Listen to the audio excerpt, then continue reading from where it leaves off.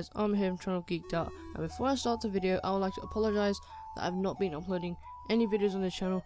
It's because I have had no mic to actually record a video. I finally got my mic delivered at my house because my old mic had actually broke. So I've realized whilst I've been away from making videos, I've been watching my channel statistics, and I've realized that you guys really enjoyed the budget CPU showdown video. And I'm sure the Tech Lemon really thought that the budget GPU showdown video done was quite successful as well. So here I am releasing the best budget case showdown video. This is basically the best budget case you can get for your PC, and maybe next time he will probably do this power supply, or I don't know what he would choose a part. The Tech Lemon will choose a part, and I will so this time I'm using the case. Next time I'll probably think of doing the motherboard even. So I've got two cases lined up. I've split my two cases into two categories: an office, more simplistic style design, and a more gaming, more aggressive style design. So for my first case, I've got the Thermaltake Versa H24. Now obviously for each case I've chose 3 pros and 3 cons. So for my pros, the Thermaltake Versa H24 has a nice enthusiast design because it's got a top panel which has a really good heat dissipation for like rapid air intake, for like maximum ventilation, and the heightened foot stands help the power supply to get a nice enhanced airflow so it doesn't suffocate the power supply. Also features tool-free installation for your 5¼ inch bays and your 3½ inch drives, meaning that it's much easier to install and take out any drives. Also, this case is optimized for ventilation with a pre-installed 120mm rear turbo fan, along with two 120 intake fans and 2 120 exhaust fans as well. And if you remove the front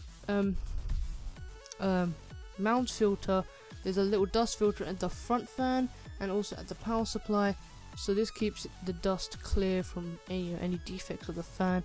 A nice cable management design as well is really good on this case, so you get nice airflow. This case is basically made for good airflow. You can fit up to a 240mm rad on this thing and have great airflow overall.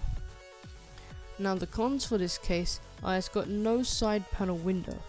Now even though it's like an office style case, even if you're not building a gaming PC overall, and say you're building like a very budget video editing PC with a 860K 4-core processor in it, it will be great that it had a side panel window so you can see your components inside, but sadly there is no side panel window.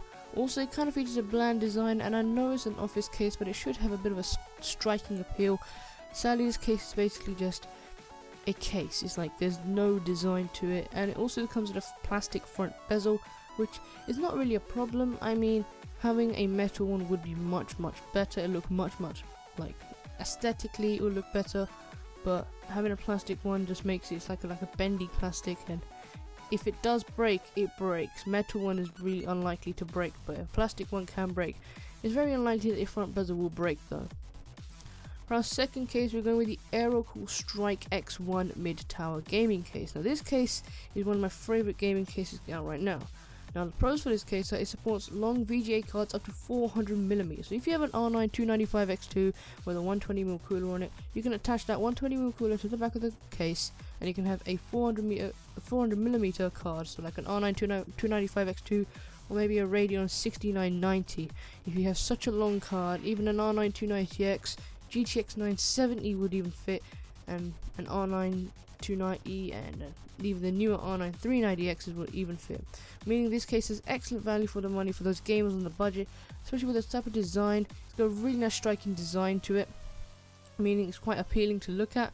It's got it's got a red color scheme, a red and black color scheme, and it's got a nice X logo on the front, like a Strike X1 logo on the front. There's 2 models of this case, by the way, a Strike X1 and the Strike X1 Advanced.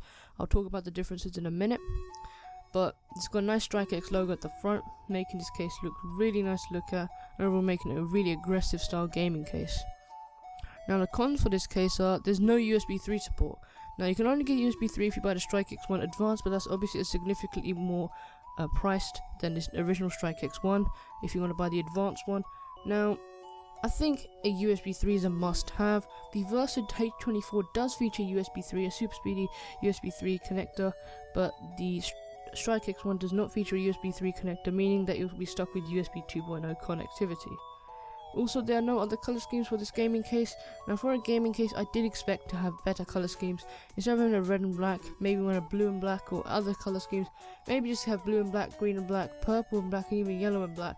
Just like the H440 has really nice color schemes and it's a really nice office/gaming case. It would have been great if, you know, this case had, you know, different types of color schemes. Also, it's not as future proof. Now, I've seen people on the internet have this case and they've had one problem, which is their CPU cooler. Some people want to add like an Arctic cooling freezer i30.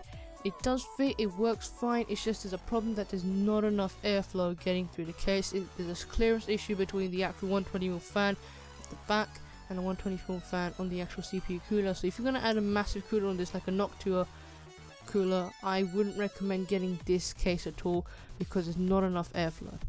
Now, I've come to the conclusion, what case should you buy? If you're building an office build, you want a quiet office style build, maybe a video editing PC / an office PC / a photo editing PC, and you're going to have that nice 4-core processor in here, the 860K and a GTX 960, then this is the Thermaltake Versa H24 is the best case to go for it. If you want a really aggressive gaming PC build, you know, with a Pentium G3 258 and R9 280X, then the Aerocool Strike X One is definitely a good case to go for. Thanks for watching, guys. Hope you guys enjoyed this video. Remember to like, remember to subscribe, remember to go and check out the Tech Lemons video right here about the 280X and the 960, about the best 1080p gaming card or graphics card you can get on the market. Remember to like, remember to subscribe, and I'll see you guys next time.